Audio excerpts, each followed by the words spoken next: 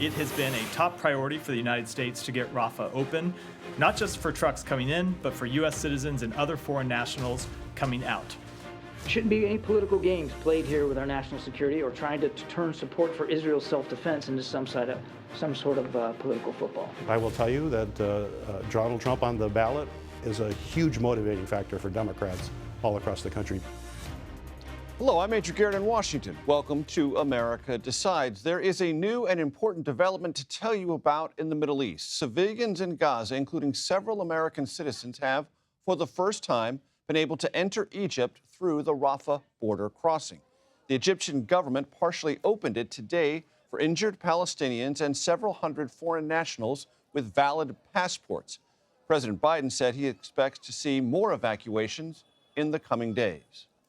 Working nonstop to get Americans out of Gaza as soon and as safely as possible. This is the result of intense and urgent American diplomacy with our partners in the region. CBS News' Tina Kraus joins us now from Tel Aviv, Israel. Tina, so good to see you. Please walk us through the latest from the Rafah crossing, and what do we know about Americans still trapped in Gaza? Major, this is a big humanitarian breakthrough at the Rafah crossing. For 3.5 weeks, that crossing between Gaza and Egypt has been blocked. We know that there are 400 U.S. citizens and their families. That's about 1,000 people in all who have been desperate to get out. So these are foreign passport holders who were allowed to leave today. A handful of Americans, we believe, were among them. How many will be able to leave in the coming days is still unclear, but we do know that it is expected to continue these limited evacuations, these families desperate to get out, before saying that Hamas was the reason they couldn't get out. Now that Egyptians have decided to open the border crossing, it's some good news. And also the humanitarian aid was coming in as the civilians were going out.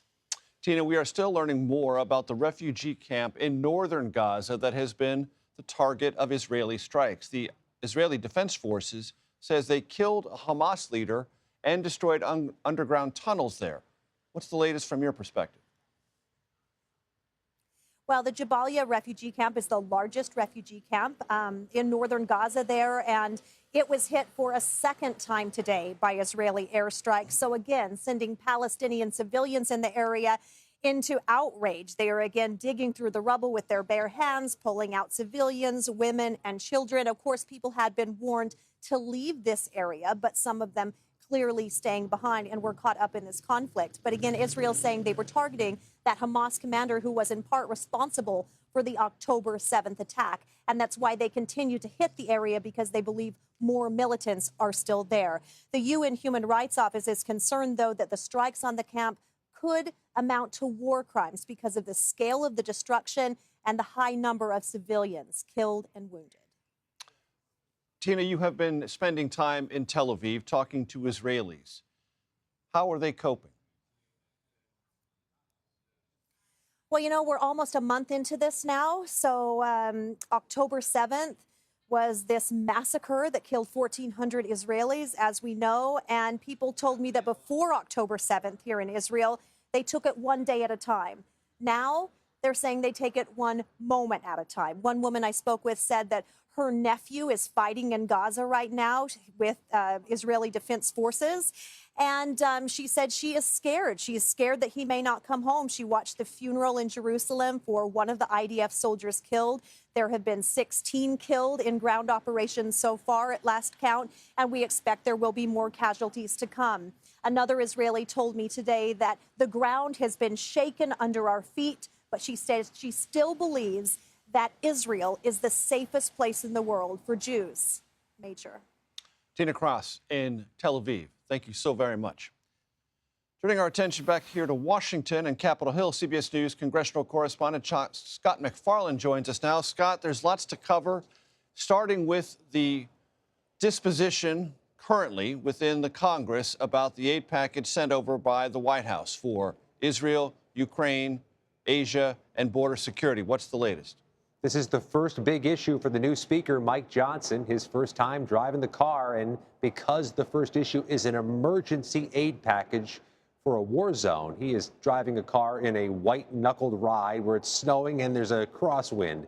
he's got to find a way to navigate this. And he went right into the lion's den today to meet with Senate Republicans. That's where there's some opposition to what he's proposing. He wants to split up his $14+ billion aid package for Israel from the larger package, billions of dollars more, for Ukraine. And there are some Senate Republican leaders who've been unequivocal, Major. They don't want to do that. They want everything passed as once to make sure that everything gets passed, but also to send a message on the world stage that America takes action on behalf of countries that are being threatened. Major, the House Speaker told Republicans, according to those who were in the meeting, is that he doesn't have the votes in the House to keep Ukraine in the package. What he's, I think, ignoring or avoiding mentioning is that you don't have all the Republican votes, but Democrats will get on board that in a hot minute.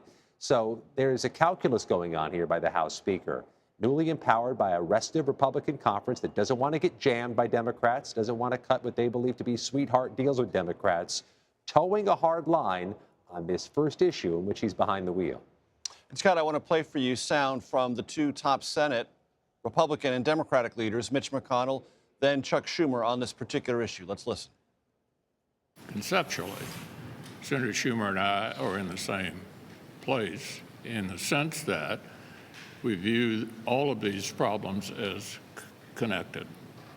We are for it. I'm working with Leader McConnell closely to try and get a package that we both feel strongly that we need aid for Israel, we need aid for Ukraine, we need aid for the South Asia, and we feel very strongly, I do certainly, that we need humanitarian aid for innocent civilians in Gaza who are hurt.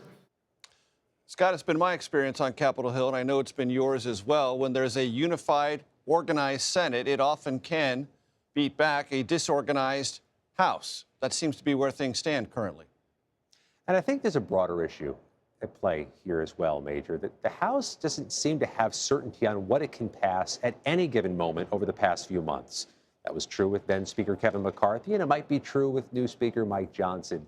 That deducing exactly where the mood of the House Republican Conference is like an Agatha Christie novel. It's hard to figure out where it is or where it's headed till you get to the very end, till you get to the very vote. That being said, what House Republicans made as part of their mandate when they ousted Kevin McCarthy is they don't want to get jammed by the Senate.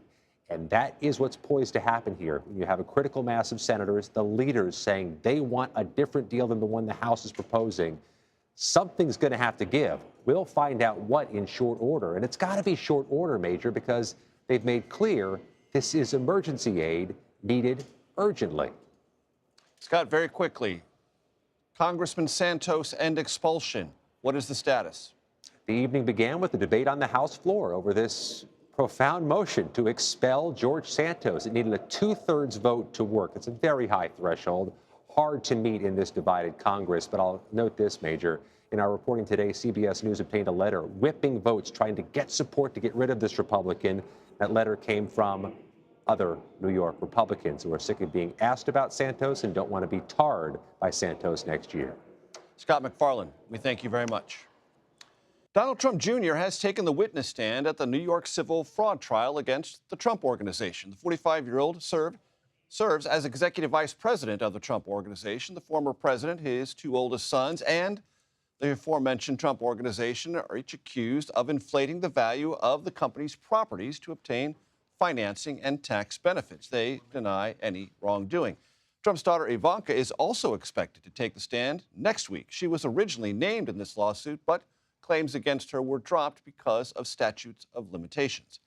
Earlier today, I spoke with Michigan Democratic Senator Gary Peters about the impact of Trump's presence in the 2024 presidential race.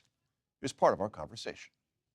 Do you believe Trump will be the nominee, and if so, what effect? Yeah, at this point, I would expect Donald Trump to be the Republican nominee.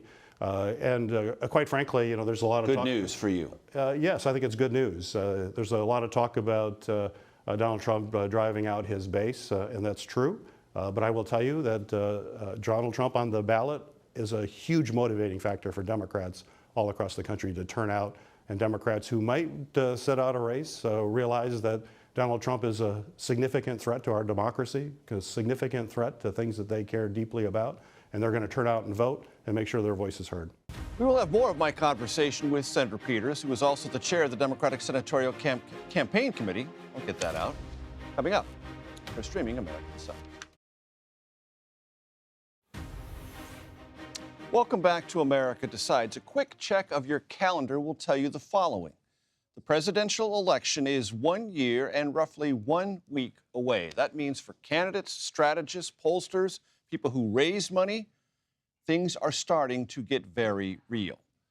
Earlier today, I spoke with Senator Gary Peters of Michigan, who is the chairman of the Senate Democratic Campaign Committee, about what this 2024 landscape will look like and the main issues most likely to drive voters. Let's take a listen. So next Tuesday, what state are you going to look at most closely to give you an idea of the terrain you're going to be fighting in 2024? Well, everybody looks at Virginia. We'll look at certainly Virginia, but we'll look at races around the country. But also understand that we're still a year out. Right. A lot can happen in a year, and you should. But you're going to learn a lot about Ohio, Kentucky, Virginia next week, won't you? Yeah, absolutely. You know, we'll be looking at all those races, and we've got an initiative on the ballot in Ohio, which will be interesting to see how that plays out. Although we had a glimpse of that earlier in the year when it was put on the ballot. So we know the issue of abortion, for example, continues to be a very strong issue, a powerful issue to motivate particularly voters who believe that women have a fundamental right to reproductive freedom. It's going to be on the ballot again next year. We'll see what happens this year, but I suspect it'll continue to be strong, and I would also expect that to happen next year as well. Of states where Democrats are seeking re-election, specifically Pennsylvania, Ohio, Wisconsin, Nevada, and then an open seat in Arizona. Of those states that I just mentioned, where do you think abortion plays the strongest? Well, we find abortion plays well in all states, just like we did in the last cycle. It was very strong. It brought out voters who traditionally may not vote on a regular basis and motivate folks. Probably the main motivating group last cycle were young voters. You know, in Michigan, for example, in my home state, we had a ballot initiative, Prop 3, that enshrined abortion rights in the state constitution. Huge turnout with young voters. In fact, we had the highest turnout of 18 to 29-year-old voters anywhere in the country. And those were folks you don't normally expect to see with those numbers in a midterm. And that's a very important demographic for both our Senate races as well as the presidential race. Writ large is next year. They say economy, you say abortion? We'll say economy as well, and we've got a great story to talk about as to what's happening. You know, in the last cycle, in our historic victory, we talked about abortion a lot, but it's important to remember that of the prime Senate candidates that we were working with, 70% of their message was the economy. So it continues to be a prime message for us.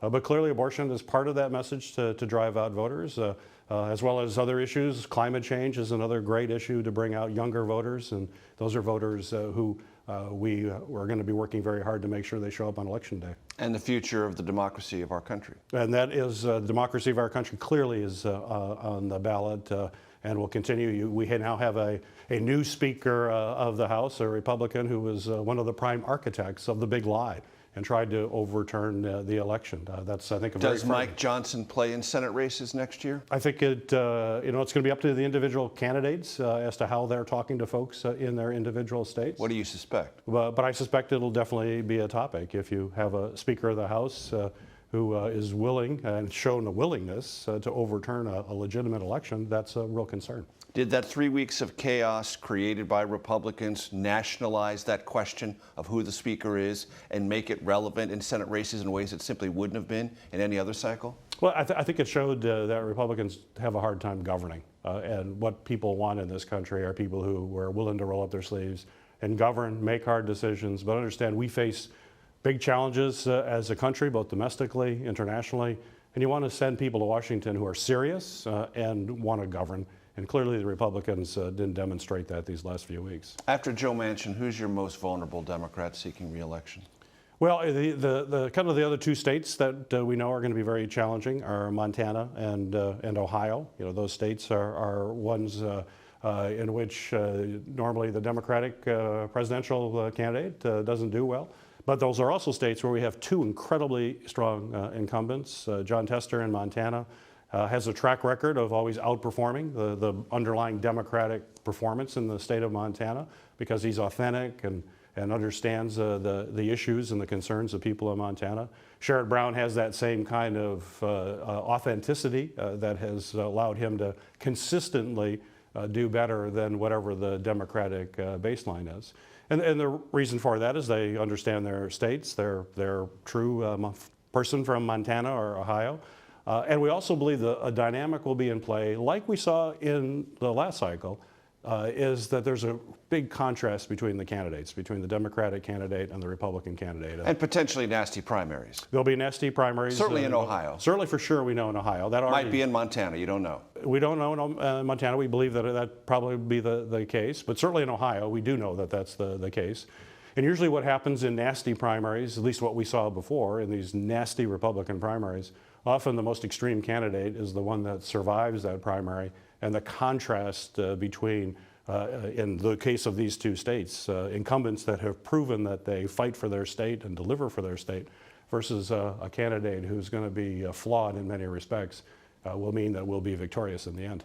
And does the dynamic of a presidential make this more advantageous on the ground from your perspective than what you were dealing with in the midterm? It does. Turnout changes. So turnout traditionally drops dramatically in a midterm. So in a presidential year, you have more turnout. But you still can't take it for granted. I mean, the one thing that we did at the DS last cycle is that we invested more in the ground campaign than we did in any other, than we did in TV and other kinds of media. It was the first time in history that we did that. It was something that I and my team and all of us thought was incredibly important in very close races. That extra margin of people you get out makes a difference. And you got to believe the same thing happens in the presidential. You're dealing with a higher bar because you've got more people coming out. But it's those marginal voters who may not show up that will make a difference. West Virginia is a lost cause, isn't it? Well, if Joe Manchin runs, he will win. But Joe Manchin, I hope he wins or runs. I'm encouraging him every opportunity I get when I see him. That I would certainly hope. What's he told you? He's waiting on his decision. He tells me the same thing he's been telling everybody else. It'll be at the end of this year, early next year, which we're now getting towards the end of the year. So hopefully we'll know that decision soon. I think I heard you say if he runs, he wins. Yes. You're sure about that? Yeah. No, Joe has a track record of doing that. There's a primary in West Virginia as well. And as we are learning more about the candidates, particularly the one who's leading now, there's a lot of baggage. There are a lot of things that folks in West Virginia are not going to be happy about. To clarify, if he runs as a Democrat, he wins. Or if he runs as an independent, he wins. Joe Manchin will win if he Either runs. way. Yeah. We're hoping he runs as a Democrat. That's what I'm whispering into his ear every day I see him. Senator Peters, great to see you. Thanks so much. It's no secret that Americans are, generally speaking, divided on the top issues of the day. Next, we'll bring you a new survey that attempts to break down the complicated question of where those divisions come from and maybe why they persist. You're streaming America Decides. Welcome back to America Decides. The way people tend to view and discuss issues is often binary. Red versus blue, college educated or not, young or old, and here's a confession. We in the media don't help very much in this regard. But the truth is, when you look closely, there is a lot more gray than black and white. For example, here's how Americans define the word government to the American Communities Project. Listen. Government is structured, corrupt, order, rules, corrupt. It's the way that we as a society make rules. Government is taking care of people. It provides structure for society. Dante Cini joins us now. He is the founder and director of the American Communities Project. Dante, great to see you. What is the American Communities Project, and what do you try to accomplish? The American Communities Project is an effort based at Michigan State University where we basically took tons of data, reams and reams of data, and used it to break all the counties in the country into 15 different types of community, different types of place. And with that, it's really a filter to look at any kind of data. Any kind of data you can get at the county level, you can put it through this filter and see it differently. The other thing is it gives you places to go to talk to people like we did in those videos and get a chance to ask them, how the world looks to them. And one of the things you bring to the surface is the values in those communities and how we as Americans may value the same things but think about them differently, or think about them differently and value them the same way. Right, yeah, or just value them really differently. Right. It's fascinating. I mean, look, the idea behind the project is really simple. Because everything's based on where people live. It's communities, right? It's geography. So you start with geography. Right. And when you do it that way, you realize that the way people see the world is really defined, well, it's defined by a lot of things, but it's defined by who they see every day. What are the issues where they live? The issues where you live when you walk out the door, what you see in the street when you talk to friends, they're different from place to place. They're different in Washington, D.C. than they are in rural Michigan or rural Ohio or some... In their lived life, what they experience. Their lived life, the way they experience the world, their reality is different. And yet, as I was going through some of your data, what I saw was sometimes issues that were very high on their level of concerns were not things they were suffering from in their real life, in their lived life. Super interesting. So one of the things we did in this survey is we asked them, what are the 3 biggest issues? We gave them a list. Are these issues, what are the 3 biggest issues in your community? And then same list, what are the 3 biggest issues in the country? And the fascinating thing was the things there were these issues in their communities, which really come from what they're seeing every day, and then the national issues looked radically different in some cases. So, for instance, in these places we call the evangelical hubs, there are not a lot of immigrants in those communities, so immigration does not rate very high. It was the 5th. It was fourth highest. But then nationally, the number jumped up to like 1/3 of the people in those communities said immigration's a massive problem here in the country. And that's not coming from what they see every day, right? Because it's not part of their experience. So they're getting it from someplace else. They're getting another view of the national experience that isn't part of their day-to-day experience. And there's some things you raise that could be fairly described as hot button issues. I want to play some reactions that you got from your interactions with voters about the Second Amendment. Let's listen. I wish we would throw it out. Yes, you should be able to go ahead and defend yourself, but at the same token, I don't personally need a missile.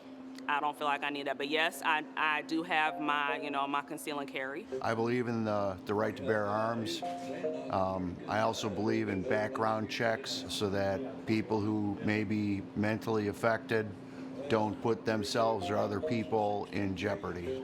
Second Amendment. Freedom of protection. I think it needs looked at again. I am a gun owner. However, it's purely for sport. Can people watch these clips? Yeah, they are available on our website, americancommunities.org, and you can go through all 25 words. We asked them everything: First Amendment, Second Amendment, liberal, conservative, Constitution, freedom, work. Right. Good questions, good words. And what did you find about abortion?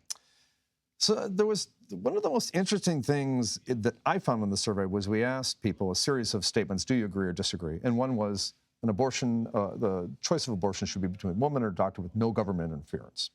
And every community we went to, that got over 50%. And some of these communities are very conservative.